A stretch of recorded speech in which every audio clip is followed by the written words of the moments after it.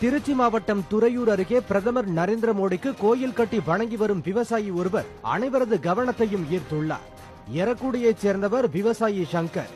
இவர் தனது தோட்டத்தில் பிரதமர் மோடிக்கு கோயில் கட்டி அவரது உருவச் சிலைக்கு தினமும் பாலாபிஷேகம் செய்து தீபாராதனை காட்டி வழிபட்டு வருகிறார். விவசாயிகளுக்கு வருடந்தோறும் 6000 ரூபாய் உதவித்தொகை, சொட்டு நீர் பாசனம், வீட்டுக்கு ஒரு கழிப்பறை உள்ளிட்ட மத்திய அரசு திட்டங்களால் தான் பயனடைந்ததால் அதற்கு காரணமான மோடிக்கு கோயில் கட்ட வேண்டும் என்ற எண்ணம் ஏற்பட்டதாக விவசாயி சங்கர் தெரிவித்துள்ளார்.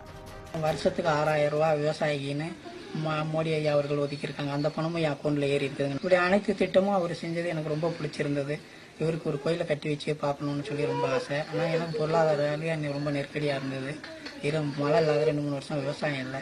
கொஞ்சம் கொஞ்சமாக ஒரு மாதம் பேஸ்மெண்ட் போடுவோம், ஒரு மாதம் தூணு போடுவோம். அப்படி கொஞ்சம் கொஞ்சமாக செஞ்சு என்னால் முடிஞ்ச அளவுக்கு என் சக்திக்கு தகவலும் கட்டியிருக்கேங்க. கட்டி அவர்களுடைய சிலையை வச்சு வழிபட்டுக்கிட்டு வரோம். டெய்லியும் பாலாபிஷேகம் பண்ணி நல்லபடியாக அவரை கும்பிட்டு வரேன்.